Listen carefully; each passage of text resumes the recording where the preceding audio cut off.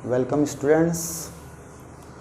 आज की इस वीडियो में हम देखेंगे first order of reactions and it's characteristics, प्रथम कोटि अभिक्रिया और उसके अभिलाक्षणिक गुण।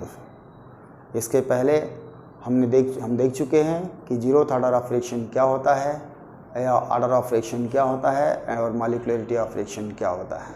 तो चलिए हम इस वीडियो में देखने जा रहे हैं प्रथम कोटि अभिक्रिया। प्रथम कोटि अभिक्रिया। प्रथम कोटि अभिक्रिया जिसकी परिभाषा होती है कि वह अभिक्रिया जिसकी दर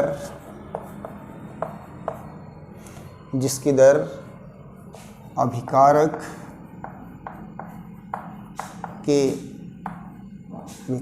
की सांद्रता के प्रथम घात के समानुपाती होती है। प्रथम घात के समानुपाती होती है। Means the reactions whose rate is directly proportional to the first power of the concentration of reactant। दूसरी शब्दों में हम और भी कह सकते हैं कि the reactions whose rate is depends on the concentration of one species। इस संबंध में हमने पिछले वीडियो में चर्चा कर ली है। तो चलिए आज हम देखते हैं माना ए टू प्रोडक्ट एक प्रथम कोटि अभिक्रिया है। एक प्रथम कोटि अभिक्रिया है तब इसकी जो दर होगी वह होगा माइनस dAT/dt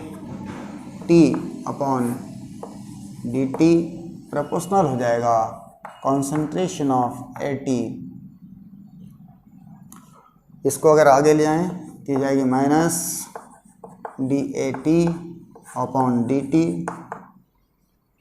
यहाँ पर T का संबंध है T टाइम पर कॉन्सेंट्रेशन। अगर T नहीं भी लिखते हैं तो इसका मतलब होगा T टाइम पर कॉन्सेंट्रेशन को एक्सप्रेस करेगा। कहीं पर अगर प्राथमिक सांद्रता आएगी तो निश्चित रूप से उसका सबस्क्रिप्ट फॉर्म क्या रहेगा, 0 रहेगा। वहाँ से पहचानी जा सकती है। ये हो जाएगा इक्वल टू हो जाएगा K और ये हो जाएगा AT। यहाँ से अगर इसको रीअरेंज करें तो हमको मिलेगा माइनस dAT अपॉन हो जाएगा AT इज इक्वल टू हो जाएगा KdT हो जाएगा। K की वैल्यू प्राप्त करने के लिए दोनों ओर की समीकरण का इंटीग्रेशन किया जाए तो इसी को हम ऐसा भी लिख सकते हैं। देखो, दोनों ओर का समाकलन करने पर ये हो जाएगी इंटीग्रेशन ऑफ dAT/AT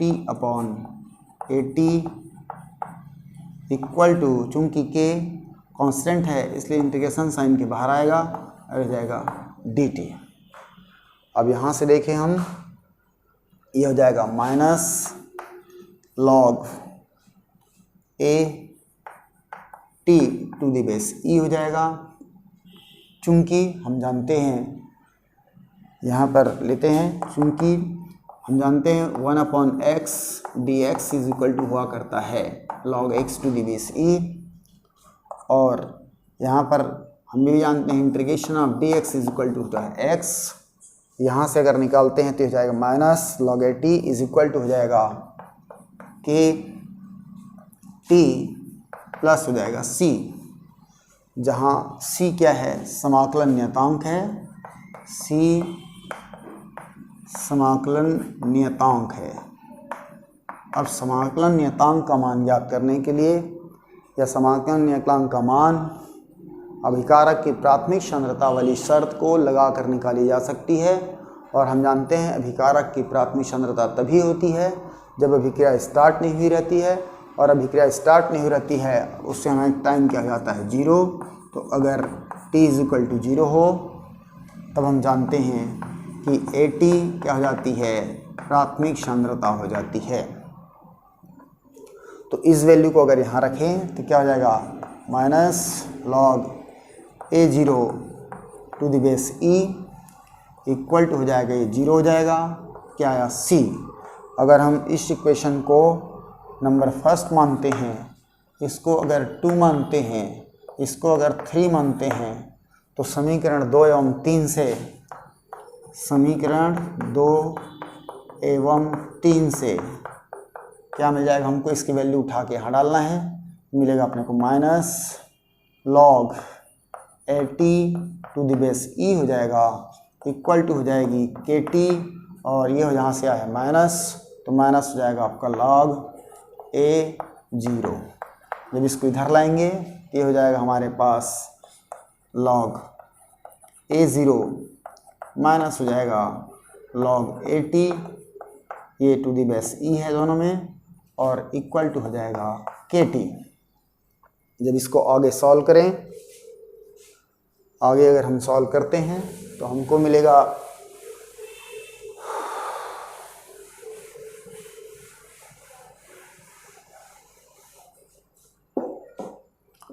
ये जाएगी लॉग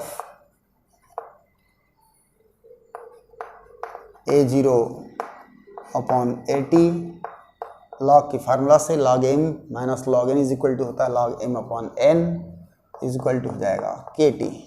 लॉग की अगर बेस चेंज करें तो हमको मिल जाएगा 2.303, और ये हो जाएगा A 2.303 log A0 अपॉन हो जाएगा A0 अपॉन AT हो जाएगा इज इक्वल टू KT। यहाँ से अगर देखें तो क्या मिलेगा अपने को, K इज इक्वल टू मिल जाएगा, K is equal to 2.303 upon T हो जाएगा, और ये हो जाएगा log A0 upon AT, A0 upon AT हो जाएगा, और या फिर T इज इक्वल टू हो जाएगी 2.303 upon K log A0 upon AT, ये मिल जाएगा। ये दोनों प्रथम कोटि अभिक्रिया की दर स्थिरांक का सूत्र है, ये प्रथम कोटि अभिक्रिया की आयुकाल का सूत्र है। फिर से हम देखते हैं यहाँ पर जो सिंबल यूज हुआ है वो किन किन अर्थों में है।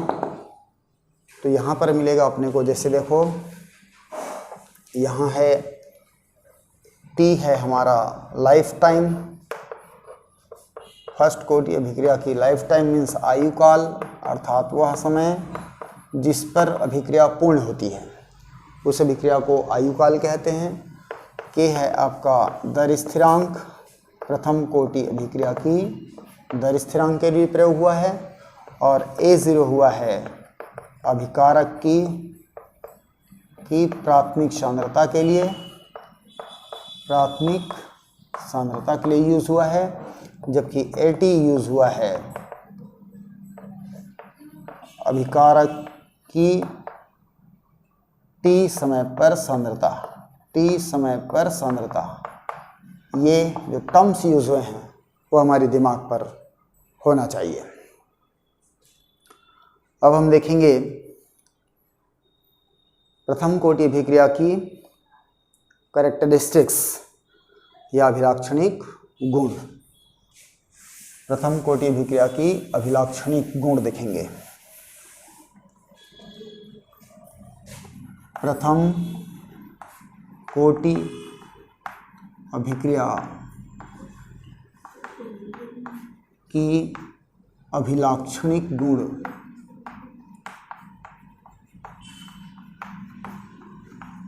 अभिलाक्षणिक गुण में हम 4 चीज़ों को देखेंगे। पहला है यूनिट ऑफ K देखेंगे, तीसरा देखेंगे स्टेट लाइन फॉर्म, इसका स्टेट लाइन इक्वेशन फॉर्म देखेंगे, और थर्ड देखेंगे half life period, half life period देखेंगे और चौथा देखेंगे इसका एवरेज लाइफ पीरियड। ये 4 चीज़ देखेंगे। सबसे पहले हम दर स्थिरांक की इकाई देखेंगे, फिर ये जो इक्वेशन है उसको हम सरल रेखा के फॉर्म में देखेंगे, फिर हाफ लाइफ पीरियड पढ़ेंगे और फिर एवरेज लाइफ पीरियड देखेंगे।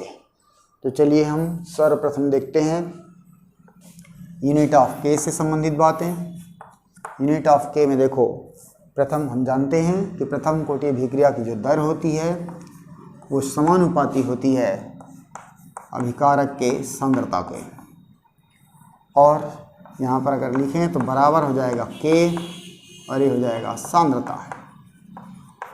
और चूंकि हम जानते हैं दर की सूत्र होती है सांद्रता बटे समय होता है, इज इक्वल टू क्या हो जाएगी, के हो जाएगा सांद्रता और ये कैंसिल हो जाएंगे, तब हमारे पास मिला के इज इक्वल टू 1/, समय, या हो जाएगा समय का इन्वर्स हो जाएगा। यदि समय को सेकंड में एक्सप्रेस करें तो के की यूनिट हो जाएगी पर सेकंड, अगर डे में एक्सप्रेस करते हैं तो के की यूनिट हो जाएगी पर डे, और अगर ईयर में एक्सप्रेस करते हैं तो के की यूनिट हो जाएगी पर ईयर, या ईयर इन्वर्स हो जाएगा। इस तरह से कभी कभी वीक में भी देता है, तो ये बातें हमको याद होनी चाहिए। ये हमारा प्रथम कोटि अभिक्रिया की दर स्थिरांक की इकाई है। इस इकाई से हमको क्या बेनिफिट मिलता है उस पर हम बात कर सकते हैं। जैसे हम एक छोटी सी क्वेश्चन लेते हैं और उस क्वेश्चन पर अगर विचार करें, मान लो हमको बोलता है क्वेश्चन के रूप में, प्रतियोगी परीक्षाओं में आजकल आने लगा है, माना A2 प्रोडक्ट एक प्रथम कोटि अभिक्रिया है, प्रथम कोटि अभिक्रिया है जिसकी दर स्थिरांक का मान अगर बोलता है 5.8 × 10⁻³ पर सेकेंड है।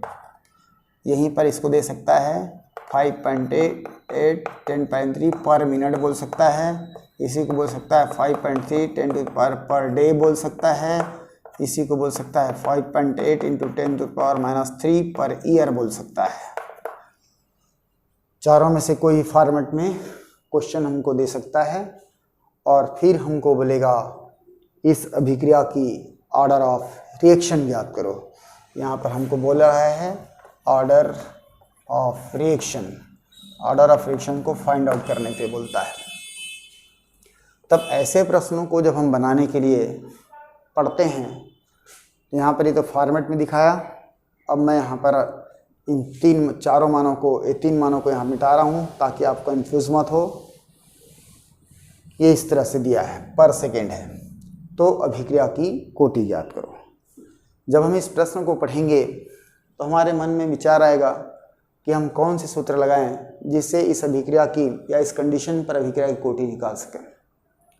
तो ऐसी परिस्थिति में हमारी ब्रेन एक एक्स्ट्रा वर्क करने लगता है और जो भी फार्मूला आती है वो कम से कम 2 अज्ञात राशियों की वैल्यू चाहिए होता है उसको, और चूंकि यहाँ पर केवल एक ही मान है के का, तो केवल एक ही ज्ञात राशि से हम ऑर्डर ऑफ रिएक्शन निकालने की फार्मूला हमारे पास नहीं है। तो यहाँ आपको बता दूँ, अगर ऐसा सोचते हैं हम लोग तो हम क्या हो जाएंगे, मिसगाइड हो जाएंगे और ये प्रश्न हमसे क्या हो जाएगी, बनते बनते छूट जाएगा। ऐसे प्रश्न का रिलेशन यहाँ पर जो कैरेक्टरिस्टिक्स, ये फर्स्ट कैरेक्टरिस्टिक्स है यूनिट ऑफ के, मतलब के की इकाई को देख करके ही हम पहचान सकते हैं कि इस अभिक्रिया की दर क्या है। तो ज़रा देखो आप, तो इसमें के की इकाई क्या दिया है, पर सेकंड में दिया है, मीन्स समय का इन्वर्स है, और हम जानते हैं कि कौन सी अभिक्रिया की दर स्थिरांक की इकाई समय इन्वर्स होता है, तो निश्चित रूप से क्लियर है कि क्या होती है, वो प्रथम कोटि अभिक्रिया होती है। इसलिए ऐसे क्वेश्चनों को अगर बिना कुछ रिटर्न वर्क किए, बिना कुछ मेंटल वर्क किए, हम बड़ी आसानी से ऐसे प्रश्नों को उत्तर दे सकते हैं। और इन प्रश्नों की वैरायटी बहुत सारी हो सकती है। मैं बताया जैसे कि पर सेकंड, पर minute, per year, per day, पर वीक, ऐसा कुछ करके हमको दे सकता है। और इन सब की क्या होगी, केवल और केवल आंसर देने का आधार होगा के की इकाई से। इसलिए हमारे ब्रेन पर ये बातें होना चाहिए ताकि हम ऐसे प्रश्नों को उत्तर विदिन 1 सेकंड्स हम दे सकें और समय बचा सकें और अपना नंबर स्कोर कर सकें। ये तो हो गई फर्स्ट कैरेक्टरिस्टिक्स से related. Now we are going to see second characteristics, straight line form. Straight line form of the first order of equation देखना चाहते हैं। तो स्ट्रेट लाइन फॉर्म देखने के लिए हम क्या करते हैं, हमारे पास फार्मूला है, यहीं से स्टार्ट करते हैं। ज़रा देखो, ये हो जाएगा के टी, इसको क्रॉस मल्टीप्लाई किया इज इक्वल टू हो जाएगा 2.303, और इसको डायरेक्ट अगर एक्सपांशन फॉर्म पे लिखें ये हो जाएगी हमारे पास लॉग A0 माइनस हो जाएगा लॉग AT, ये हो जाएगा log m/n is equal to log m minus log n। Formula से हमने इसको एक्सपांड कर दिया और फिर इसको अगर पक्षांतर करते हैं तो मिलेगा k/2.303 मिल जाएगा, और क्या हो जाएगी, ये t हो जाएगी, इक्वल टू हो जाएगा log ये A0 माइनस हो जाएगा log AT। अगर हम इसको इधर लाते हैं तो हम इसको अगर अरेंज करें तो हमको मिलेगा log AT is equal to हो जाएगा माइनस ऑफ k 2.303, और ये हो जाएगा t, और क्या मिल जाएगी अपने को प्लस log A0। यहाँ से हम अगर इस इक्वेशन, ये है हमारा सरल रेखा समीकरण का रूप, चूँकि हम इसको सरल रेखा के समीकरण y is equal to m x plus c से अगर कंपेयर करते हैं तब हमको मिलता है ये y के जैसा है, ये वाला पोर्शन ब्रैकेट वाला पोर्शन m है और t x के प्लेस पर है और c क्या है, ये है। जब हम इसके लिए ग्राफ खींचें तो यहाँ पर देखेंगे ये हो जाएगा हमारे पास क्या होगी, x एक्सिस पर क्या है देख लो, t मीन्स हो जाएगा समय, टाइम लेंगे, और यहाँ पर क्या है, सांद्रता का लॉग है, तो लॉग कॉन्सेंट्रेशन है। लॉग कॉन्सेंट्रेशन के भी जब ग्राफ खींचेंगे तो यहाँ पर इसकी स्ट्रेट लाइन समझ लो आप, y equal to m x plus c का, यहाँ x हुआ करता है, यहाँ y होती है, तो ये स्ट्रेट लाइन ऐसा आता है, और यहाँ पर क्या हो जाएगी, ये c हुआ करता है, और इसका जो स्लोप होता है वो होता है n। इससे अगर कंपेयर करोगे तो यहाँ पर ये देखो, ये ऐसा स्ट्रेट लाइन आएगा, और इस स्ट्रेट लाइन पर ये वैल्यू क्या होगी c की, जो कि log A0 के फॉर्म में है, और इस स्ट्रेट लाइन की जो स्लोप होगा वो क्या होगी, m के रूप में है, और m के जगह पर क्या है हमारे पास माइनस k/2.303 है। और इसलिए हम अगर k इज इक्वल टू निकालना चाहें तो माइनस हो जाएगा 2.303 इंटू स्लोप। ये हमारे पास एक फार्मूला आ जाती है, और इस फार्मूला से हम k की वैल्यू निकाल सकते हैं। यहाँ पर इस कैरेक्टरिस्टिक्स का क्या यूज़ है उस पर थोड़ा सा विचार करें कि प्रतियोगी परीक्षाओं में या हमारे एनुअल एग्ज़ाम में जब क्वेश्चन देगा किस टाइप का, तो हमको क्या करना है। यहाँ पर ऐसा करने से हमको क्या मिला कि k की वैल्यू निकालने की एक और फार्मूला मिल गई। यहाँ पर k की वैल्यू निकालने की एक जो फार्मूला हमको मिला था, यह तभी यूज़ की जा सकती है जब उसकी t की वैल्यू ज्ञात हो, A0 ज्ञात हो, AT ज्ञात हो। लेकिन k की इस फार्मूला में हमको न तो t की ज़रूरत है, न ही A0 की ज़रूरत है, न ही AT की ज़रूरत है, बल्कि हमको ज़रूरत है एक नए चीज़ का, और वो क्या है, स्लोप है। तो अगर हमको क्वेश्चन में अगर स्लोप के अकॉर्डिंग k की वैल्यू पूछे तो ये फार्मूला हमारे लिए एप्लीकेबल होगा। और ये initial concentration and T time पर कॉन्सेंट्रेशन के बेस पर अगर हमको k डिटरमाइन करने के लिए बोले तो हम इस फार्मूला को यूज़ करेंगे। और यहाँ पर एक चीज़ ध्यान रखना है कि फर्स्ट ऑर्डर ऑफ रिएक्शन में किस किस के बीच ग्राफ प्लॉट करते हैं, तो यहाँ पर क्या मिलेगा हमारे पास, समय और सांद्रता की लॉग। अगर इसी को सांद्रता के बीच ग्राफ खींच दें तो यहाँ पर ये ऐसा नहीं होगा, इसलिए आपको ध्यान रखना पड़ेगा। ये बदलना अगर आ जाएगी तो यहाँ पर दिख रहा है स्पष्ट y की फॉर्म में क्या है हमारे पास log AT है, मीन्स 80 मीन्स कॉन्सेंट्रेशन है, तो यहाँ पर लॉग कॉन्सेंट्रेशन और समय के बीच जब ग्राफ खींची जाती है तो वहाँ पर जो सरल रेखा प्राप्त होती है उस सरल रेखा की ढाल से हम के की वैल्यू निकाल सकते हैं। तो यहाँ पर इसके लिए हम अगर एक क्वेश्चन देखें तो एक लंबा क्वेश्चन के रूप में अगर देखें तो क्या होगी देखते हैं।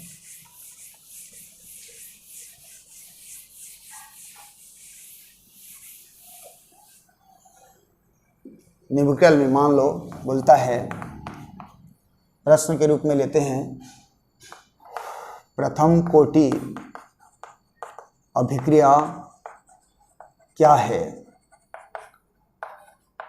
प्रथम कोटि अभिक्रिया क्या है? अभिक्रिया CH3CHO और ऑक्सीडेशन करके दिखाया है COH के लिए समय एवं सांद्रता के बीच, सांद्रता के लॉग के बीच ग्राफ खींचने पर प्राप्त सरल रेखा की ढाल अगर मान लो 0.9920 है बोलता है तो k का मान ज्ञात करो। k का मान ज्ञात करो मतलब दर स्थिरांक का मान ज्ञात करो। इसी में जोड़ सकते हैं प्रथम कोटि अभिक्रिया की दर स्थिरांक की सूत्र को सरल रेखा में बदलो, सरल रेखा के रूप में बदलिए। अगर ऐसा हमको क्वेश्चन देता है तो इस क्वेश्चन के 3 पार्ट हैं। फर्स्ट पार्ट यहाँ तक है जिसमें हम क्या लिखेंगे, प्रथम कोटि अभिक्रिया की परिभाषा लिखेंगे और इसका सेकंड पार्ट यहाँ से लेकर यहाँ तक है, जो कि देखो हमको निकालने के लिए बोल रहा है k का मान, ये यहाँ k का मान ज्ञात करो बोला है, यहाँ तक है ये, और k का मान निकालना है। तो जैसा कि कुछ देर पहले मैं बताया कि इस क्वेश्चन में केवल और केवल ढाल दिया हुआ है और हमको k की वैल्यू निकालने के लिए बोलता है, तब हम उस फार्मूला को यहाँ पे नहीं लगा पाएंगे। k = 2.303/t log A0/80 को हम नहीं लगा पाएंगे, उस फार्मूला से इसको सॉल्व नहीं कर पाएंगे। तब हम क्या करेंगे, यहाँ पे अभी हमने देखा कि k = होता है -2.303 इंटू स्लोप, और यहाँ से हम क्या करेंगे, k = -2.303 इंटू 0.9920। जब इसको सॉल्व करेंगे तो हम क्या मिल जाएगा, आंसर मिल जाएगा। तो इस तरह से एक स्टेप में आने वाली आंसर है। भले ये क्वेश्चन बहुत बड़ा दिख रहा है पर ये बहुत आसान हुआ करता है, और ये आसानी हमको मिलती है इसके सेकंड कैरेक्टरिस्टिक्स से। अब इसकी हम थर्ड कैरेक्टरिस्टिक्स देखेंगे, हाफ लाइफ पीरियड। और हाफ लाइफ पीरियड की डेफिनेशन होता है किसी अभिक्रिया का अर्धायु काल वह समय होता है जिसमें उसकी आधी अभिक्रिया पूर्ण हो जाती है। सबसे सरल परिभाषा होगी आधी अभिक्रिया पूर्ण हो जाती है। यहाँ पर आधी अभिक्रिया का आशय है कि जो अभिकारक की सांद्रता है वह उसकी प्राथमिक सांद्रता की आधी हो जाती है। इसलिए हम कह सकते हैं इसको कि वह समय जिस पर अभिकारक की सांद्रता उसकी प्राथमिक सांद्रता की आधी हो जाती है अर्धायु काल कहलाता है। तो यहाँ पर हम अर्धायु काल के लिए फार्मूला डेराइव करेंगे। तब हमारे पास आया था, देखो, प्रथम कोटि अभिक्रिया की अर्धायु काल की सूत्र निकालना है। प्रथम कोटि अभिक्रिया की अर्ध आयु काल, तो हम प्रथम कोटि अभिक्रिया की आयु काल के सूत्र जानते हैं कि t = होता है 2.303/k और log होता है A0 होता है 80। ये हमने प्रूव कर लिया है। यहाँ पर हाफ लाइफ पीरियड की अगर डेफिनेशन लगाएं तो क्या मिलेगी, t इज इक्वल टू, जब t हाफ होता है तो उस कंडीशन में at इज इक्वल टू हो जाता है a0/2 हो जाता है। यहाँ से अगर इस वैल्यू को लगाएं तो यह हो जाएगा t half is equal to हो जाएगी 2.303 अपॉन k हो जाएगा, और ये जाएगी log a0 अपॉन हो जाएगा a0/2, इससे कैंसिल हो जाएगा और मिलेगा t half is equal to 2.303 upon k into हो जाएगा log 2 की अगर वैल्यू रखते हैं तो t half is equal to 2.303 into हो जाता है 3010, log 2 की वैल्यू होता है, और हो जाएगा k। जब इसको हम सॉल्व करेंगे तो आएगा 0.693 अपॉन k। ये मिलता है फार्मूला हमको t हाफ का, ये फार्मूला मिलता है हमको t हाफ का। ये हो जाएगी t हाफ निकालने की फार्मूला, जहाँ पर t हाफ सीधा किससे रिलेटेड है, k से। अब इससे फार्मूला की हम रिज़ल्ट देखना चाहें तो रिज़ल्ट क्या मिलेगा हमको देखते हैं। तो यहाँ पर क्या होगी कि देखो ये एक कांस्टेंट नंबर है, इससे हम क्या क्या प्रेडिक्ट कर सकते हैं, क्या क्या चीज़ बड़ी आसानी से एक्सप्लेन कर सकते हैं, उस पर बात करते हैं। तो इस फार्मूला में हम पाते हैं कि 0.693 इज़ अ कांस्टेंट नंबर, और कांस्टेंट नंबर मीन्स कांस्टेंट की तरह बिहेव करेगा वो, और इस कांस्टेंट को अगर इक्वल साइन पर इंक्लूड कर दिया जाए तो हमको एक रिलेशन मिल जाती है, t हाफ प्रोपोर्शनल हो जाता है 1/k। ये फार्मूला मिल गया। इससे हमने जाना कि प्रथम कोटि अभिक्रिया की हाफ लाइफ पीरियड उसके रेट कांस्टेंट के रेसिप्रोकल होता है, अर्थात अगर रेट कांस्टेंट इंक्रीज होते जाएगा तो यहाँ पर t हाफ क्या होती जाएगी, डिक्रीज होता जाएगा। अगर k की वैल्यू डिक्रीज होगा तो यहाँ पर क्या हो जाएगी, t हाफ की वैल्यू इंक्रीज होने लगेगा। ये एक रिलेशन मिली अपने को, जहाँ आवश्यकता होगी इस रिलेशन को भी यूज़ कर सकते हैं। दूसरी रिलेशन अगर देखें हम तो यहाँ पर देखें t हाफ की इस फार्मूला में कहीं पर भी इनिशियल कॉन्सेंट्रेशन का सिंबल या टर्म नहीं आ रहा है, क्योंकि ये टर्म पहले ही कैंसिल आउट हो चुका है। मीन्स हम कह सकते हैं कि इसकी फार्मूला में कहीं पर कोई प्राथमिक सांद्रता के टर्म नहीं है, मतलब प्रथम कोटि अभिक्रिया की अर्धायुकाल अभिकारक की प्राथमिक सांद्रता पर निर्भर नहीं करती। यहाँ पर हमारे पास रिजल्ट आया, चूंकि t हाफ की फार्मूला में अभिकारक की प्राथमिक सांद्रता पद नहीं है। इसका मतलब प्रथम कोटि अभिक्रिया फर्स्ट ऑर्डर रिएक्शन की हाफ लाइफ पीरियड अभिकारक की प्राथमिक सांद्रता